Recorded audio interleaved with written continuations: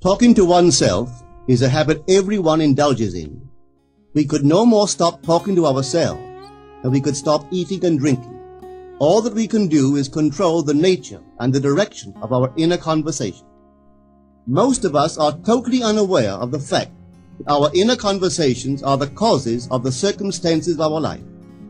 We are told that as a man thinketh in his heart, so is he. But do we know that man's thinking follows the tracks laid down in his own inner conversations?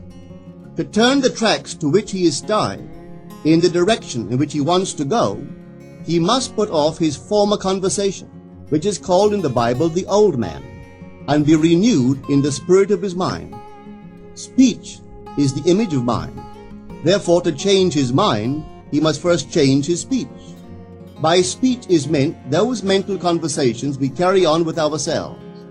The world is a magic circle of infinite possible mental transformations, for there are an infinite number of possible mental conversations. When man discovers the creative power of inner talking, he will realize his function and his mission in life. Then he can act to a purpose. Without such knowledge, he acts unconsciously. Everything is a manifestation of the mental conversations which go on in us without our being aware of them. But as civilized beings, we must become aware of them and act with a purpose. A man's mental conversations attracts his life. As long as there is no change in his inner talking, the personal history of the man remains the same. To attempt to change the world before we change our inner talking is to struggle against the very nature of things.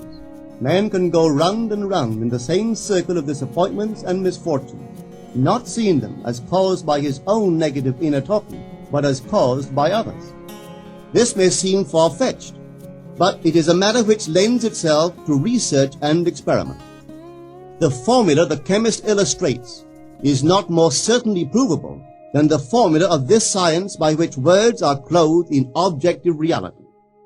One day a girl told me of her difficulties in working with her employer. She was convinced that he unjustly criticized and rejected her very best efforts.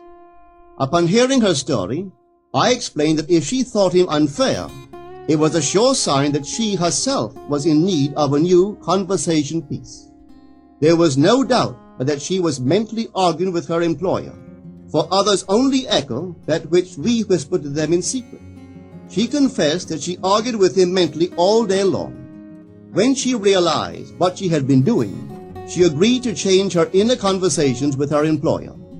She imagined that he had congratulated her on her fine work, and that she, in turn, had thanked him for his praise and kindness.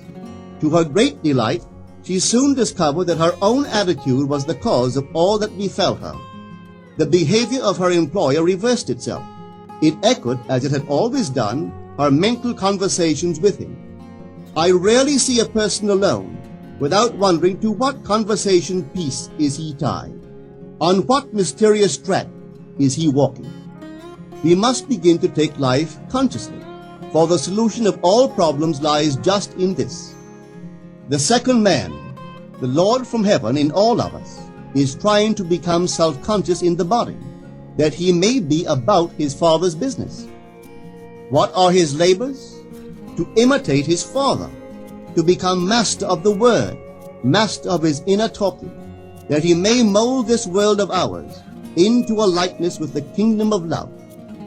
The prophet said, "Be ye imitators of God as dear children." How would I imitate God? Well, we are told that God calls things that are not seen as though they were seen, and the unseen become seen. This is the way the girl called forth praise and kindness from her employer. She carried on an imaginary conversation with her employer from the premise that he had praised her work, and he did. Our inner conversations represent in various ways the world we live in. Our individual worlds are self-revelations of our own inner speech. We are told that every idle word that men shall speak, they shall give account thereof. For by their words they shall be justified, and by their words they shall be condemned. We abandon ourselves to negative inner talking, yet expect to retain command of life. Our present mental conversations do not recede into the past as man believes, They advanced into the future to confront us as wasted or invested words. My word, said the prophet, shall not return unto me void, but it shall accomplish that which I please, and it shall prosper in all the things whereto I sent it. How would I send my word to help a friend? I would imagine that I am hearing his voice, that he is physically present, that my hand is on him. I would then congratulate him on his good fortune, tell him that I have never seen him look better. I would listen as though I heard him. I would imagine that he is telling me he has never felt better, he has never been happy. And I would know that in this loving, knowing communion with another, a communion populous with loving thoughts and feelings, that my word was sent, and it shall not return unto me void, but it shall prosper in the thing whereto I sent it. Now is the accepted time. Now is the day of salvation. It is only what is done now that counts, even though its effects may not be visible until tomorrow. We call not aloud, but by an inner effort of intense attention. To listen attentively, as though you heard, is to create. The events and relationships of life are your word made visible. Most of us rob others of their willingness and their ability to be kind and generous by our fixed attitudes towards them. Our attitudes unfold within us in the form of mental conversation. Inner talking from premises of fulfilled desire is the way to consciously create circumstances. Our inner conversations are perpetually outpictured all around us in happenings. Therefore, what we desire to see and hear without, we must see and hear within, for the whole manifested world goes to show us what use we have made of the word. If you practice this art of controlled inner speaking, you too will know what a thrill it is to be able to say, and now I have told you before it come to pass, that when it is come to pass, ye might believe. You will be able to consciously use your imagination to transform and channel the immense creative energies of your inner speech from the mental, emotional level to the physical level. And I do not know what limits, if any, there are to such a process. What is your aim? Does your inner talking match it? It must, you know. If you would realize your aim, for as the prophet asked, can two walk together except they be agreed? And of course the answer is no, they cannot. The two who must agree are your inner conversation and the state desired. That is, what you desire to see and hear without, you must see and hear within. Every stage of man's progress is made by the conscious exercise of his imagination, matching his inner speech to his fulfilled desire. As we control our inner talking, matching it to our fulfilled desires, we can lay aside all other processes. Then we simply act by clear imagination and intention. We imagine the wish fulfilled and carry on mental conversations from that premise. The right inner speech is the speech that would be yours were you to realize your ideal. In other words, it is the speech of fulfilled desire. Now you will understand how wise the ancient was when he told us in the Hermetica. There are two gifts which God has bestowed upon man alone, and on no other mortal creature. These two are mind and speech, and the gift of mind and speech is equivalent to that of immortality. If a man uses these two gifts rightly, he will differ in nothing from the immortals. And when he quits his body, mind and speech will be his guides, and by them he will be brought into the troop of the gods and the souls that have attained to bliss. With the gift of mind and speech, you create the conditions and circumstances of life. In the beginning was the Word, and the Word was with God, and the Word was God. The Word, said Hermes, is Son, and mind is Father of the Word. They are not separate one from the other, for life is the union of Word and mind. You and your inner talking or word are one. If your mind is one with your inner conversation, then to be transformed in mind is to be transformed in conversation. It was a flash of the deepest insight that taught Paul to write, "Put off the former conversation, the old man, which is corrupt, and be renewed in the spirit of your mind. Put on the new man. Put on the new man, and be renewed in the spirit of your mind, is to change your inner conversation, for speech and mind are one. A change of speech is a change of mind.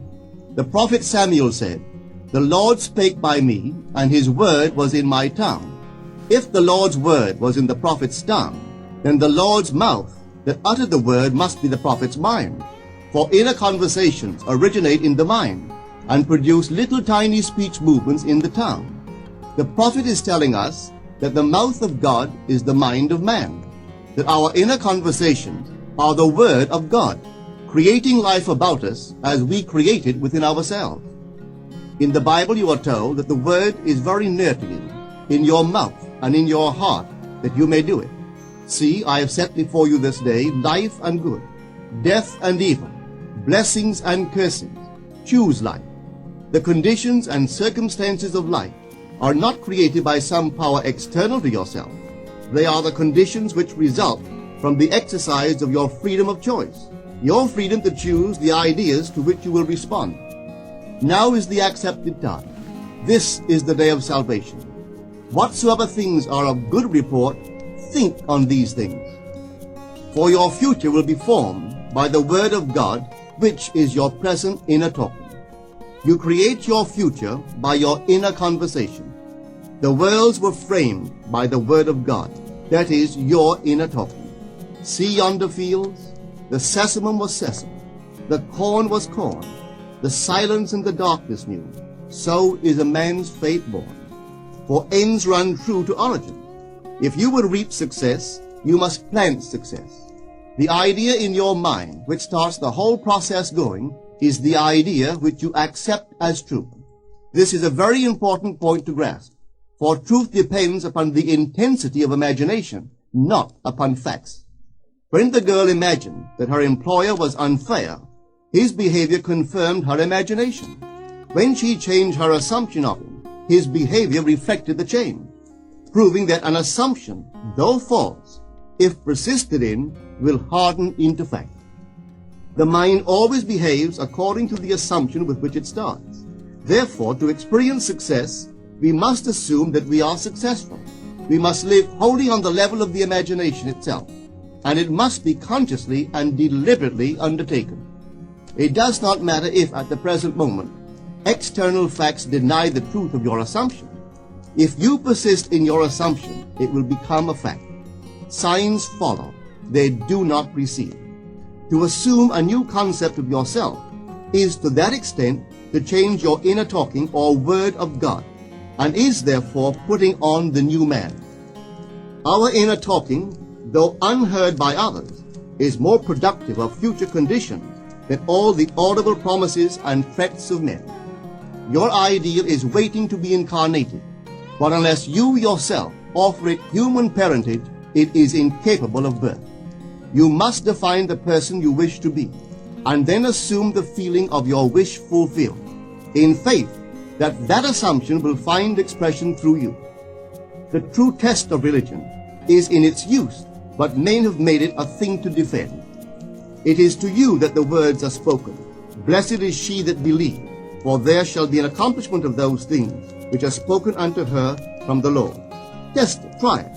Conceive yourself to be one that you want to be, and remain faithful to that conception. For life here is only a training ground for image making. Try it and see if life will not shape itself on the model of your imagination. Everything in the world bears witness of the use or misuse of man's inner talking. Negative inner talking, particularly evil and envious inner talking, are the breeding ground of the future battlefields and penitentiaries of the world. Through habit, man has developed a secret affection for these negative inner conversations. Through them he justifies failure, criticizes his neighbors, gloats over the distress of others, and in general pours out his venom on all. Such misuse of the word perpetuates the violence of the world. The transformation of self requires that we meditate on a given phrase, a phrase which implies that our ideal is realized, and inwardly affirm it over and over and over again until we are inwardly affected by its implication, until we are possessed by it. Hold fast to your noble inner convictions or conversations. Nothing can take them from you but yourself. Nothing can stop them from becoming objective facts. All things are generated out of your imagination by the Word of God, which is your own inner conversation. And every imagination reaps its own words, which it has inwardly spoken. The great secret of success is a controlled inner conversation from premises of fulfilled desire. The only price you pay for success is the giving up of your former conversation, which belongs to the old man, the unsuccessful man. The time is ripe for many of us to take conscious charge in creating heaven on earth. To consciously and voluntarily use our imagination to inwardly hear and say only that which is in harmony with our ideal is actively bringing heaven to earth. Every time we exercise our imagination lovingly on behalf of another, we are literally mediating God to that one. Always use your imagination masterfully, as a participant, not an onlooker. In using your imagination to transform energy from the mental, emotional level to the physical level, extend your senses. Look and imagine that you are seeing what you want to see, that you are hearing what you want to hear, and touching what you want to touch. Become intensely aware of doing so. Give your imaginary state all the tones and feeling of reality. Keep on doing so until you arouse within yourself the mood of accomplishment and the feeling of relief. This is the active, voluntary use of the imagination, as distinguished from the passive, involuntary acceptance of appearances. It is by this active, voluntary use of the imagination that the second man, the Lord from heaven, is awakened in man. Men call imagination a plaything, the dream faculty, but actually it is the very gateway of reality. Imagination is the way to the state desired. It is the truth of the state desired, and the life of that state desired. Could you realize this fully, then would you know that what you do in your imagination is the only important thing. Within the circle of our imagination, the whole drama of life is being enacted over and over again. Through the bold and active use of the imagination, we can stretch out our hand and touch a friend 10,000 miles away and bring health and wealth to the parched lips of his being. It is the way to everything in the world. How else could we function beyond our fleshly limitations? But imagination demands of us a fuller living of our dreams in the present. Through the portals of the present, the whole of time must pass. Imagine elsewhere as here, and then as now. Try it and see. You can always tell if you succeeded in making the future dream a present fact by observing your inner talking. If you are inwardly saying what you would audibly say, were you physically present and physically moving about in that place, then you have succeeded. And you could prophesy it from these inner conversations and from the moods which they awaken within you, what your future will be. For one power alone makes a prophet, imagination, the divine vision. All that we meet is our word made visible, and what we do not now comprehend is related by affinity to the unrecognized forces of our own inner conversations and the moods which they arouse within us. If we do not like what is happening to us, it is a sure sign that we are in need of a change of mental diet. For man, we are told, lives not by bread alone, but by every word that proceeds from the mouth of God. And having discovered the mouth of God to be the mind of man, a mind which lives on word or inner talking, we should feed into our minds only loving, noble thoughts. For with words or inner talking we build our world. Let love's lordly hand raise your hunger and thirst to all that is noble and of good report, and let your mind starve ere you raise your hand to a cup love did not fill, or a bowl love did not bless, that you may never again have to say, "What have I said? What have I done?" O all-powerful human word.